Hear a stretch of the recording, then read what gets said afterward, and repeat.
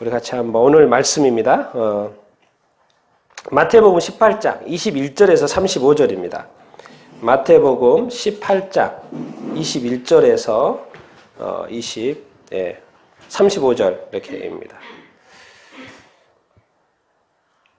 다 준비되셨습니까? 같이 한번 21절부터 35절까지 쭉 읽습니다. 같이 읽겠습니다. 시작. 그때 베드로가 나와 이르되 주여 형제가 내게 죄를 범하면 몇 번이나 용서하여 주리이까? 7번까지 하오리이까? 예수께서 이르시되 내게 이르노니 7번뿐 아니라 7번을 70번까지라도 할지니라. 그러므로 천국은 그 종들과 결산하려 하여 하던 어떤 임금과 같으니 결산할 때에 10,000달란트 빚진 자 하나를 데려오매 갚을 것이 없는지라.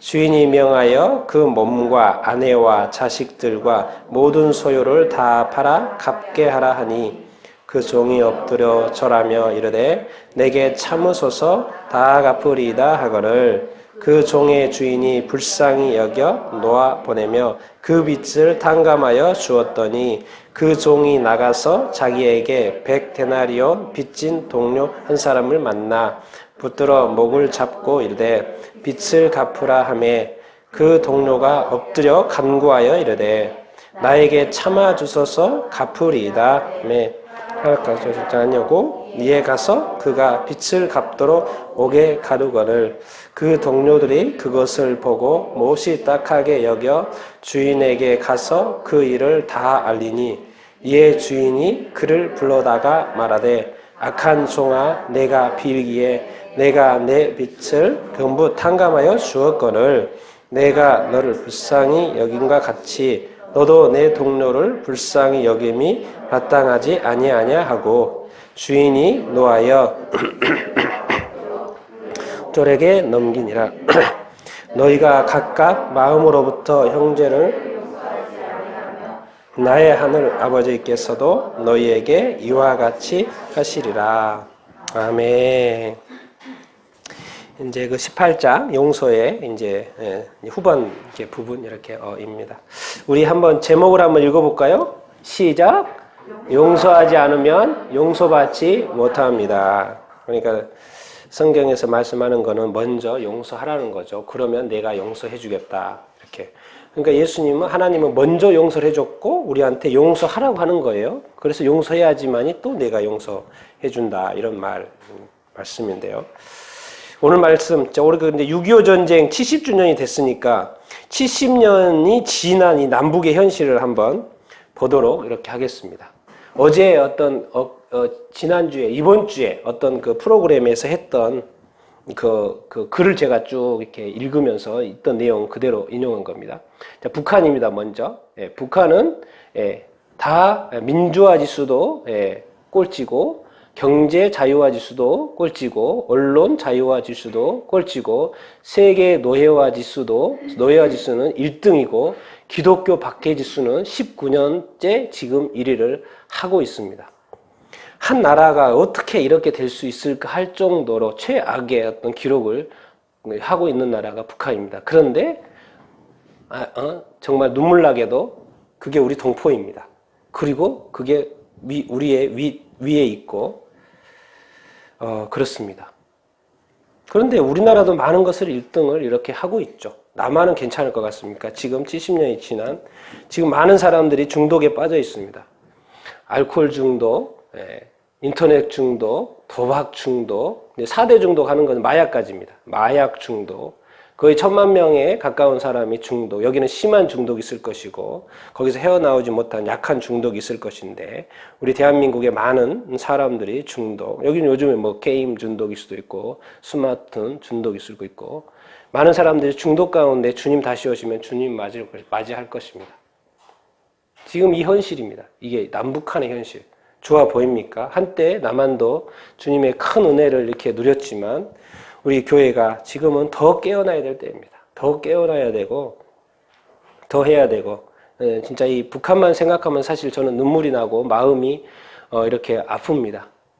어차피 똑같이 한 번 사는 인생 저렇게 살아야 되나 그런 마음이 있고 기독교를 받게 하니까 당연히 노예예요. 그 노예, 누구의 노예겠습니까? 우리는 뭐 사람의 노예라고 생각을 하겠지만 1차적으로 그러겠죠. 2차적으로 영적인 관점에서 보면 영적인 노예인 거죠. 그럼 누구겠습니까? 누가 다 잘 알지 않습니까? 그래서 이런 어떤 기록들을 보면 우리는 그냥 국제적인 지수로 이렇게 나와서 평가도 하고 이렇게 하지만은 사실은 마음이 찢어지는 것이죠. 예.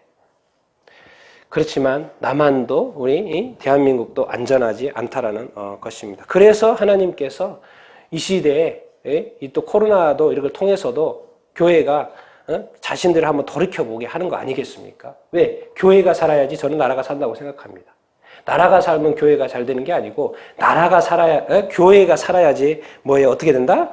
나라가 살기 때문에 하나님께서는 이 어려움을 통해서 어려움도 허락하시면서 교회를 살리려고 이렇게 하는 거예요. 근데 교회가 제대로 반응을 안 하고 제대로 인지를 못한다? 그러면 이제 끝나는 거죠. 예? 그러면 그냥 환란으로 들어가는 거예요.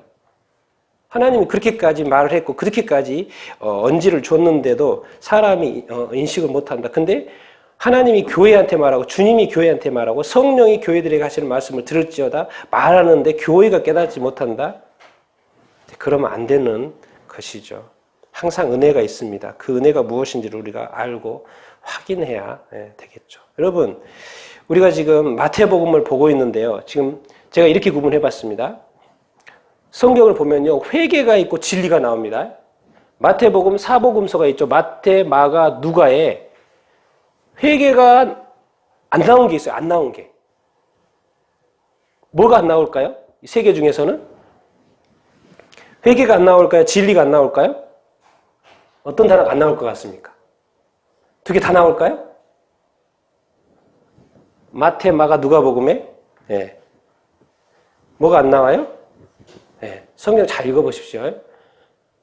회개라는 그 마태, 처음에 마태, 마가, 누가복음에는 회개라는 단어가 엄청 나옵니다. 24번 나와요. 근데 이제 진리가 아예 안 나오는 건 아니고 딱 3번. 마태복음에도 한 번, 마가복음에도 누가복음에 딱 한 번만 나옵니다. 그러니까 모든 중심 회개에 맞춰져 있어요. 근데 요한복음을 한번 읽어보십시오. 뭐가 아예 안 나옵니다. 여기는 그렇게 세계에서는 강조했는데 여기서는 아예 안 나와요. 한 단어도 안 나와요. 뭐가 안 나올까요? 뭐가 안 나올까요? 네. 회개가, 성경 읽어보십시오. 회개 안 나와요. 요한복음에는. 뭐만 나와요? 진리만 나와요. 예수님도 자기 자신이 진리라 그랬고 진리만 나옵니다. 자, 그러면 요한계시록에는 아예 뭐가 하나 안 나와요. 뭐가 안 나올까요? 뭐가 안 나올까요? 예. 뭐가 안 나와요? 예. 마지막 때 이야기 때문에 진리는 이미 선포가 됐고요. 이제 마지막 때는 성경의 마지막에서 강조하는 거 뭐겠습니까? 회개예요. 성경에는 이렇게 정확하게 이런 흐름이 있어요. 처음에는 시작이기 때문에 회개를 강조하죠. 그 다음에는 뭐예요? 진리가 무엇인지를 가르쳐주죠. 근데 다 가르쳐줬어요. 모든 민족에게 다 가르쳐줬어요.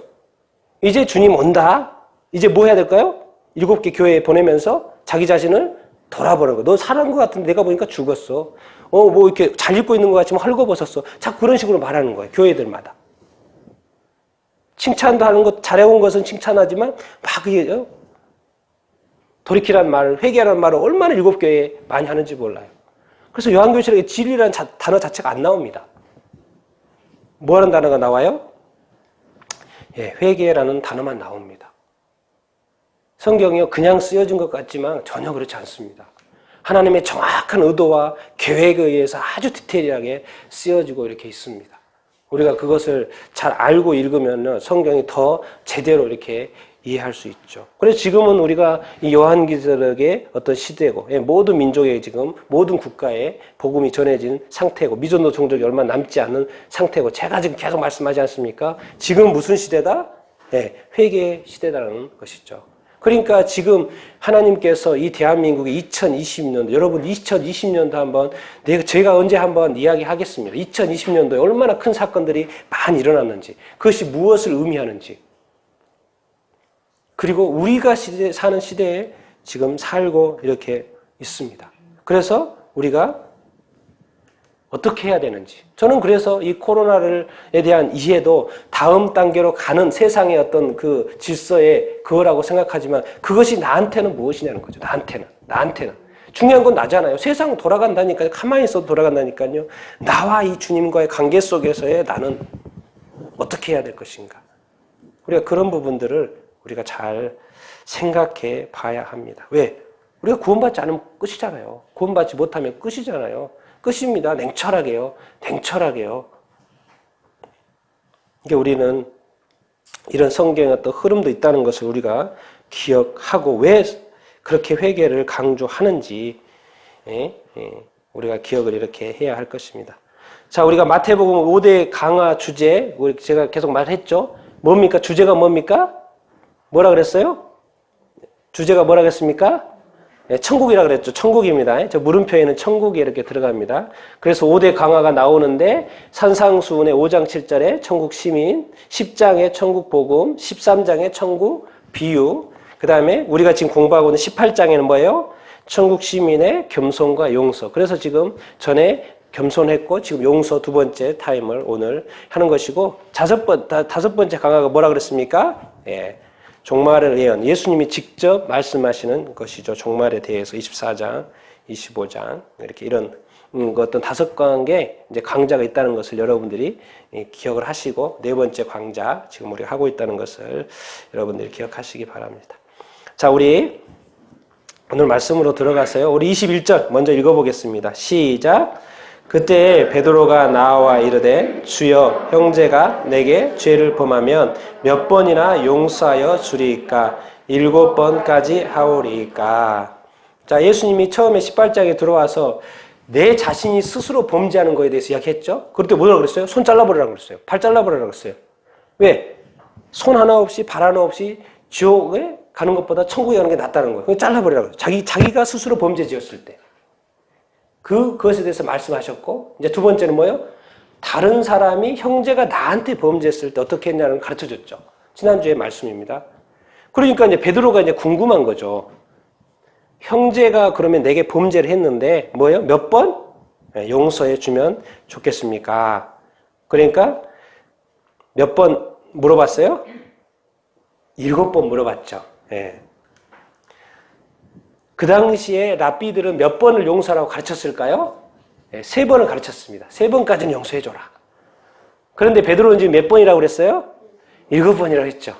그러니까 베드로의 대답은 뭐예요? 주님이 볼 때 딩동댕이죠. 딩동댕. 그렇죠. 왜? 2배 이상을 불렀으니까 뭐 이거는 정확한 예수님이 좋아하실, 웃으시면서 답해 주실 그런 딩동댕이죠. 딩동댕. 그런데 주님이 뭐라고 하십니까? 22절 읽겠습니다. 시작. 예수께서 이르시되 내게 이르노니 7번뿐 아니라 7번을 70번까지라도 할지니라. 자, 이 말을 듣고 베드로가 기절했을까요? 안 했을까요? 네, 기절해가지고 주님이 아마 깨웠을 거예요. 나는 칭찬받을 줄 알았는데 주님이 어떻게 이렇게 말할 수 있나. 도대체 어떻게 하라고.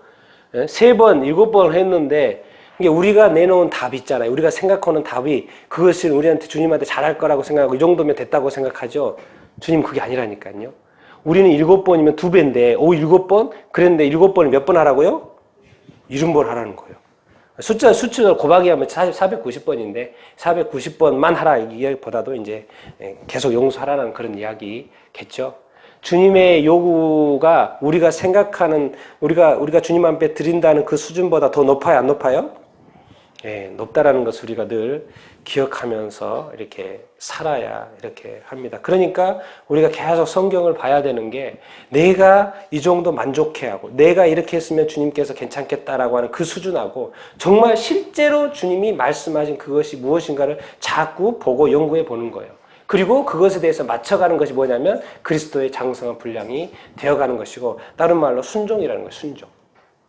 내가 주님 앞에서 순종해가는 삶이 이렇게 무엇입니까? 자꾸 이렇게 너무 주관적인 나의 생각으로 하나님을 자꾸 예배하는데 우리는 자꾸 말씀을 통해서 뭐예요? 다시 객관화를 자꾸 해야 되는 거예요. 객관화를 해야 되는 거예요. 왜? 누구 앞에서 객관화? 말씀 앞에서의 객관화, 또 뭐요? 주님 앞에서의 객관화를 이렇게 해야 하는 것이죠. 그래서 깜짝 놀란 거죠. 베드로가 어떻게 7번도 많이 용서한 건데 거기에 70번 하라는 거는 세다가 못 세겠죠. 자기가 체크 하나 안 해보겠어요. 누가 용서하는데 안 해보겠죠. 그럼 까먹어요. 그럼 내가 했나 안 했나? 그럼 결국에는 뭐예요? 베드로는 계속 용서해야 되는 거예요. 그렇게 말씀하신 거예요, 지금. 셀 수 없이 용서해요. 도대체 왜 이렇게 말씀하시는가? 이유가 있겠죠. 괜히 이렇게 말씀하신 게 아니죠. 우리한테 부담 주고 의무감 줘서 우리를 힘들게 하려고 하시는 게 아니고 분명하게 이유를 설명을 오늘 이렇게 하시죠. 이건 하나씩 설명 풀어내시는데요. 우리 같이 한번 23장 같이 한번 읽어보겠습니다. 시작. 그러므로 천국은 그 종들과 결산하려 하던 어떤 임금과 같으니 갑자기 용서하면서 천국을 이야기해요. 그러니까 용서는 천국에 속한 거예요? 속하지 않는 거예요? 속한 거예요. 용서 이야기하는데 갑자기 천국하고 이야기를 비유를 해요. 천국은 뭐다? 어떤 임금이라고 말하는 거예요. 근데 어떤 임금을 하는데 뭐를 한다? 결산을 한다는 거예요. 그러니까 이렇게 말을 했어요. 지금 용서 이야기하다 갑자기 천국 이야기를 꺼냈고요. 천국 이야기를 하면서 용서를 이야기하면서 어떤 관계 이야기를 했어요. 임금 또 종과의 어떤 관계 이야기를 과의 관계를 지금 언급을 하고 있고 거기에 결산한다는 이야기를 했어요. 여러분 인생이 뭐 같습니까? 산다는 게 뭐 같습니까, 여러분?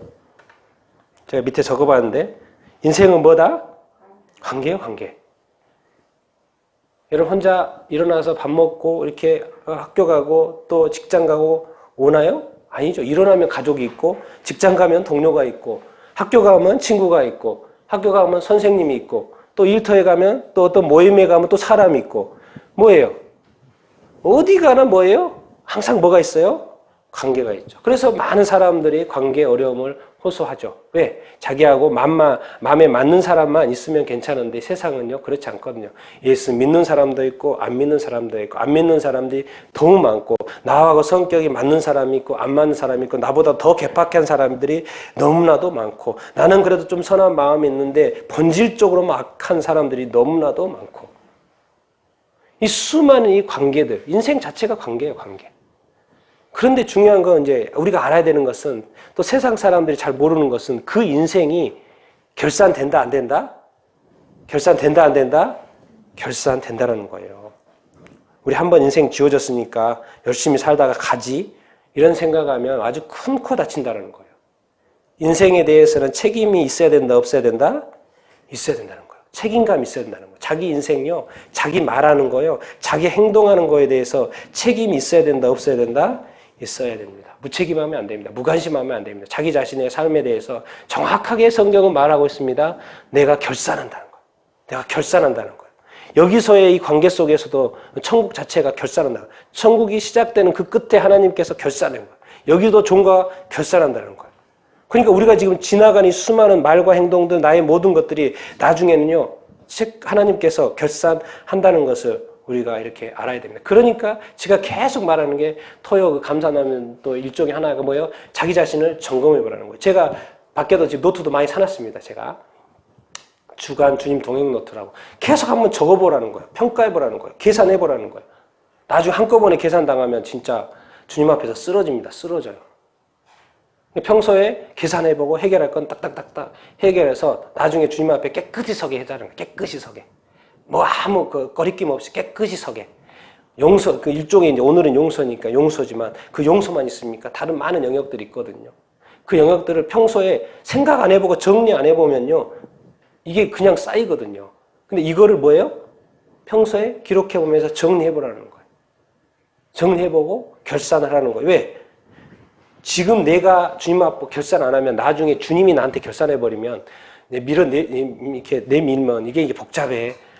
지는 것이기 때문에 그렇습니다. 여러분 기억하세요. 그래 우리가 너무 잘 아는 인생은 관계예요. 근데 이 관계라는 건 너무나도 명확한데 이 관계가 결산된다는 거. 근데 세상 사람들이 하나님 앞에서 그것이 결산된다는 생각을 안 하죠. 제가 일단 말씀으로 다 보여드리겠습니다. 결산된다는 이 생각을 항상 하고 있어야 돼요. 그렇기 때문에 우리의 삶은 계속 정리되면서 가야 돼요. 그냥 막 시간만 보내고 살면 안 돼요. 힘들어도 결산해야 돼요. 그것조차도. 좋을 때도 결산을 해야 되고 안 좋을 때도 결산을 해야 됩니다. 나중에 이 죄가 있고 때가 묻은 상태로 주님 앞에 만난다는 것 자체가 좀 부담스럽지 않습니까? 삶도 책임감 있게 살아야 되고요. 삶을 주어지는 것은 그냥 주신 게 아닙니다. 그래서 이렇게 주님 좀 더 구체적으로 설명을 이렇게 하시죠. 24절, 25절 읽어보겠습니다. 시작. 결산할 때 10,000달란트 빚진 자 하나를 데려오매 갚을 것이 없는지라 주인이 명하여 그 몸과 아내와 자식들과 모든 소유를 다 팔아 갚게 하라. 제가 뭐요? 10,000달란트는 크다는 거 제가 보여드릴 텐데 뭐예요? 10,000달란트 뭐 한 사람? 빚진 사람입니다. 이게 뭐예요? 관계 속에서 빚이 발생을 이렇게 한 거예요. 근데 10,000달란트가 엄청 크거든요. 근데 갚을 수가 없어요. 결산을 하는데 갚을 수가 없다. 그러니까 뭐예요? 몸도 팔아야 되고 아내도 팔아야 되고 자식도 팔아야 되고 가진 재산, 그러니까 자기가 소유한 모든 것을 다 팔아서 갚아야 되는 거예요. 예, 이것이 어마어마하니까. 근데 결산을 안 할 수가 없죠. 왜? 빚이 졌으니까. 결산을 해야 돼요. 근데 이것이 결산이 되냐 안 되냐? 안 되는 것을 보여드리겠습니다. 자, 하루에 노동자의 품삯이 몇 데나리오네요? 1데나리오예요. 자, 그러면 1달란트는 몇 데나리오예요? 6,000데나리오예요. 그 연수로 하면 몇 년이에요? 16년 동안의 월급이에요. 그럼 10,000달란트는 어떻게 되는 거예요? 계산이 됩니까? 안 됩니까? 네, 안 되죠. 저걸 어떻게 갚아요?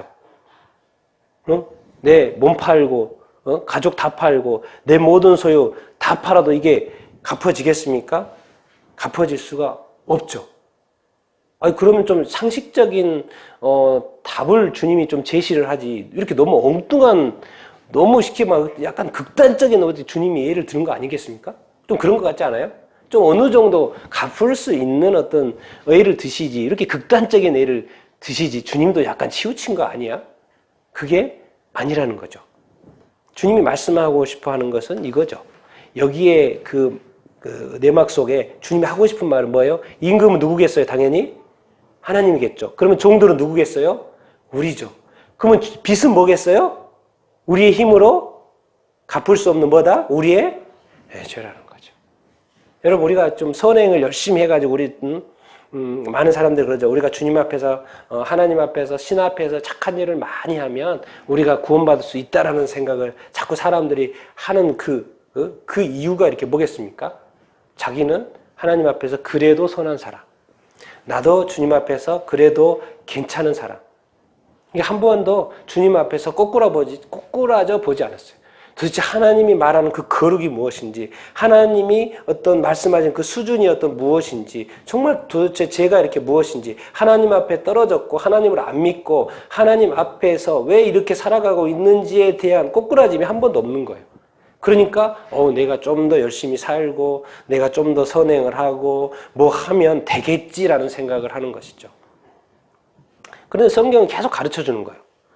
너의 힘으로 이거는 갚을 수가 없는 거야. 이 죄라는 것은 갚을 수가 없고 스스로 해결할 수가 없는 거예요. 그러니까 이 땅에 누구를 보내주신 것입니까? 예수 그리스도를 보내주신 거예요.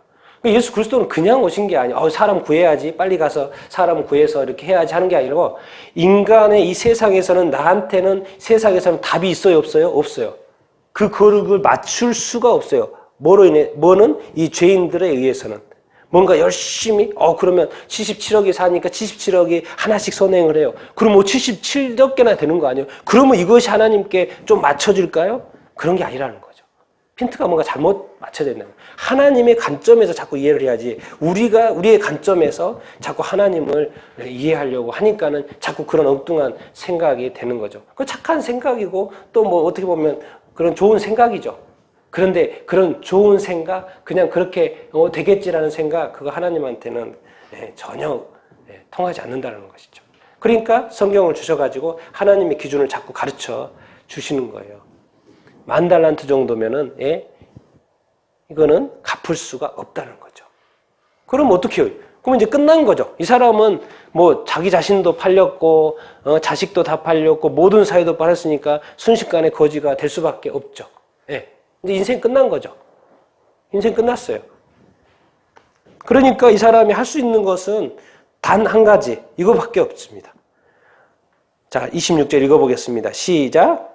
그 종이 엎드려 절하며 이르되 내게 참으소서 다 갚으리이다 하거늘. 이 종이 할 수 있는 유일한 한 가지, 뭐가 있어요? 뭐 하는 것 뿐이에요? 엎드려서 절하는 거, 비는 것밖에 없어요. 나 좀 도와주십시오. 나 좀 살려주십시오. 나 좀 이렇게, 어떻게, 안 되겠습니까? 막 뭐 절하고 뭐하고 막 눈물 흘리면서 뭐 간절하게 간구하면서 뭐 미친 척인지도 뭐 미친 척이라도 해야죠. 뭐 하면서 엎드리면서 나 좀 살려주십시오. 우리 가족 좀 살려주십시오. 제발 좀 나 좀 도와주십시오. 나 이거 왜? 방법이 없다는 걸 본인도 알기 때문에. 그러니까 할 수 있는 건 뭐예요? 주님 앞에 엎드려 절하고 비는 방법밖에 이렇게 없는 것이죠. 그러면 될까요? 안 될까요? 예. 이렇게 해야 돼요? 안 돼요? 예. 주님 앞에 여러분들 기도하고 어떤 문제가 해결되기 위해서 또 기도하고 여러분이 하나님 앞에 이렇게 나아가고 이렇게 하는 이 자세의 마음이 이렇게 있는 거예요. 그냥 한번 해보는 이런 식으로 절대 이렇게 하면 안 되고요. 뭐예요? 정말 내 마음의 상한 심령을 주님 앞에 토해내고 내려놓고 주님 앞에 뭐 숨길 게 뭐가 있습니까? 없죠. 주님 앞에 어떤 통회하고 엎드려서 빌고 구하고 그러면 주님이 응답해 주실까 안 해주실까요? 예, 응답해 주시죠. 주님이 성경이 로마서 3장에 가르쳐 주십니다. 왜 이렇게밖에 답이 없냐면 로마서 3장 21절, 22절, 24절 읽어보겠습니다. 시작. 이제는 율법 외에 하나님의 한 의가 나타났으니 곧 예수 그리스도를 믿음으로 말미암아 모든 믿는 자에게 미치는 하나님의 의니 차별이 없느니라. 그리스도 예수 안에 있는 성령으로 말미암아 하나님의 은혜로 값없이 의롭다 말씀을 얻은 자 되었느니라. 그러니까 자 율법적으로 하면은 당연히 이 사람이 빚을 졌으니까 빚을 갚아야 돼, 안 갚아야 돼요? 기본 갚아야 되는 거. 법적으로 한번 해보자는 거죠. 법적으로 한번 네가 이거 10,000달란트 빚졌으니까 10,000달란트 가져와. 그래야지 법적으로는 해결이 돼야 되는 것이죠. 근데 이것이 아무리 봐도 법적으로 해결이 안 돼요. 그러니까 임금이 하나님이 해결책을 내는 거예요. 하나님이 해결책을 내는 거예요. 누구 믿어라? 예수 믿으라는 거예요. 하나님의 해결책을 제시하는 거예요. 이거 뭐다? 하나님의 은혜다. 하나님이 은혜로 값없이 그것을 속량해 준다는 거예요. 그게 뭐냐면 의롭다는 것인데 이 죄가 의로 바뀌는 것인데 그것을 하나님의 제시하는 것이 예수 그리스도를 믿는 것이다. 이것은 뭐다? 하나님의 은혜다. 이것을 하나님이 제시하는 거예요. 임금이 제시하는 거예요. 우리가 사람으로서 여러분 그냥 이대로 살면요. 세상 사람들 이대로 살면 어디 갑니까? 어디 갑니까?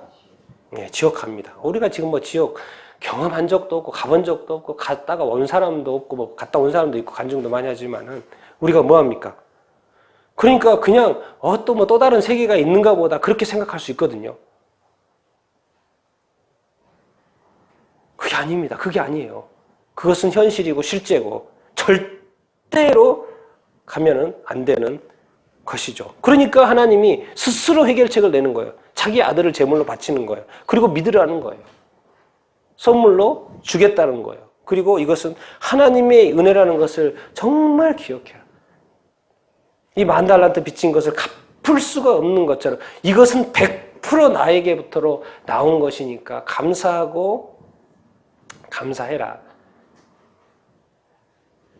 이렇게 말하는 것이죠. 근데 너무나도 감사한 것은 엎드려 빌었더니 절했더니 용서를 탕감을 해줬다라는 것이죠. 놀라운 것, 갚을 수 없는 은혜를. 자, 27절 같이 한번 읽어보겠습니다. 시작. 그 종의 주인이 불쌍히 여겨 놓아 보내며 그 빚을 탕감하여 주었더니.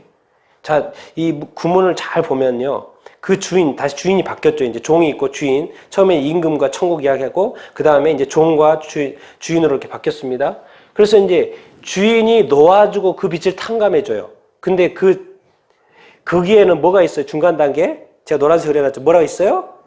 네, 불쌍히 여기는 마음이 이렇게 있어요. 이 불쌍히 여기는 마음이 있는 거죠. 여러분, 용서가 그냥 됩니까? 안 됩니까? 네? 내가 용서해야지 해서 용서가 돼요? 안 돼요? 용서가 안 됩니다. 그러면 항상 뭘 해봐야 되냐? 앞뒤를 살펴봐야 돼요.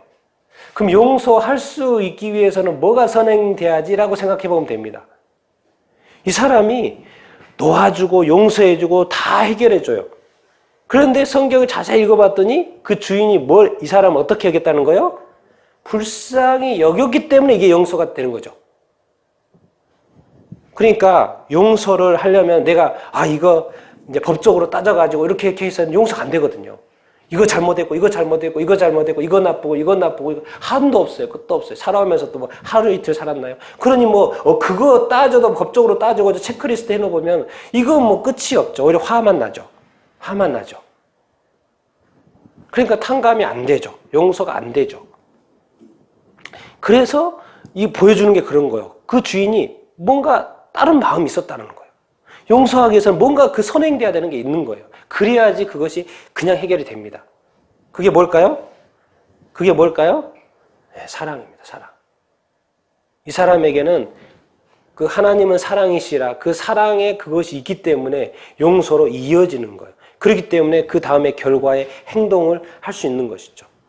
여러분 사랑이 하나님은 사랑이라고 했지만 고린도전서 13장에 한번 읽어보겠습니다. 시작. 방언, 천사의 말, 예언, 모든 비밀, 모든 지식, 모든 믿음, 모든 것 구제, 내 몸 불사르게. 근데 뭐예요? 뭐가 없으면? 사랑이 없으면. 우리는 다 열심히 방언하려고 그러죠. 뭔가 새로운 언어, 천사의 말도 배우고 싶고 알아보고 싶고 듣고 싶고 예언도 좀 예언의 은사도 받고 싶고 모든 비밀, 사도 바울은 3층 천에 가봤다는데 나도 그런 경우 많은 사람들이 천국과 지옥 간증하는데 나도 한번 천국과 지옥 한번 보면 인생 확실히 바뀔 텐데 이런 생각 많이 해요. 저도 가끔씩 이런 생각을 합니다. 나도 실제로 그거 한번 보면 완전 더 바뀔 텐데 뭐예요? 모든 지식 뭐예요? 모든 잘 보세요. 거기에 뭐가 붙어 있어요? 자꾸 모든 붙어 있어요. 모든 믿음. 우리 엄청난 믿음을 갖고 싶어 하잖아요. 또 뭐예요? 많이 구제하잖아요. 심지어 내 몸을 헌신하고 내어주고 그렇게 했는데 뭐 없이 할 수 있다는 거예요? 사랑 없이. 많은 목사님들 중에 사랑 없이 사역하는 사람이 있을 수 있다 없다? 있다라는 거예요. 많은 성도 중에요. 뭔가 하는데 해요. 하는데 뭐가 없다는 거예요? 사랑이 없다는 거예요. 그러니까 관계가 어려워요? 쉬워요? 예, 어렵습니다. 이거를 가르쳐 주는 거예요. 오늘 이 표현이. 이게 정말 하나님께서는 좋은 은사면 은사고 또 사람이 해야 될 건 다 가르쳐 주는데 거기에 고린도전서 13장에 가르쳐 준 것은 이 사랑이 얼마나 중요한지를 가르쳐 주고 있는 거예요. 그러고 보면 이 용서가 내가 잘 안 된다, 사람이 안 된다, 막 화가 너무 화가 이렇게 쉽게 낸다, 말을 이렇게 막 함부로 한다. 이 왜 그럴까? 왜 그럴까? 왜 그럴까? 그걸 앞뒤로 생각해 보면 뭐가 나한테 없는 거지? 뭐가 나한테 없는 거지? 뭐가 없기 때문에 그런다요? 사랑이 없기 때문에. 그러니까 성경에 보니까 하나님은 사랑이라는 거예요. 사랑이 있으니까 하나님이 다 이 모든 것이 다 가능해지고 이렇게 있는 것이죠. 도대체 그러면 왜 용서를 하기 위해서 우리한테 사랑이 있는지 없는지를 점검해야 되는가? 나는 왜 사랑의 사람인가 해야 되는 건가? 뭐 때문에 그래요? 우리가 지난 시간에 배웠죠.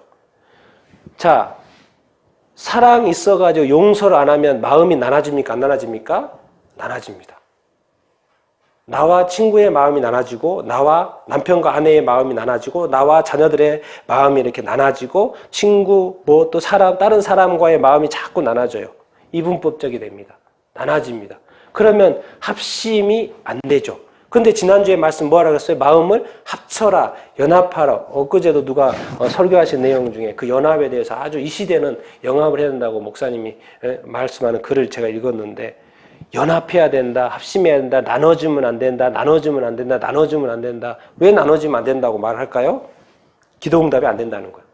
나눠진 상태에서 기도하면 지난주 말씀이에요. 제가 보여드린 지난주에 우리 있었던 19절 읽어보겠습니다. 시작. 너희 중에 두 사람이 땅에서 합심하여 무엇이든지 구하면 하늘에 계신 내 아버지께서 무엇을 위하여 이루게 하시리라. 마음이 두세 사람이 모여서 합심하여 내 이름으로 모여서 구하면은 하늘에 계신 하나님이 듣고 응답해 준다는 거예요. 근데 조건을 걸었어요. 뭐 하면? 합심하면. 그런데 두 사람이 앉아서 같이 기도를 해요. 근데 마음이 따로따로 해요. 5시간을 구했습니다. 그럼 엄청 구한 거거든요. 하나님 응답할까 안 할까요? 예. 이미 하나님은 돌아 앉아 있습니다. 예. 5시간 하든 10시간 하든 하나님에게는 아무 소용이 없어요. 왜? 하나님의 조건을 충족시키지 않은 상태에 살고 있기 때문에. 그게 우리 순종인 거예요. 그게 순종이. 근데 순종이 어려워? 어려운 거예요. 그래서 자꾸 말씀하시는 거. 순종이 어렵다는 건 아는데 그렇게 하지 않으면 축복이 없고 응답이 없다는 것을 가르쳐 주는 거예요. 그러니까요, 우리 크리스찬의 삶이 구원받은 것은 은혜가 있었지만요, 축복의 삶을 살고 은혜의 삶을 살고 누군가를 행복하게 해주고 아름다운 것을 자꾸 창출하는 삶을 살아가는 삶에는요, 많은 사람들이 실패한다는 거예요. 심지어 그리스도인조차 실패한다는 거예요. 어느 순간 봤더니 그 사람도 자기 생각을 하고 있는 거예요.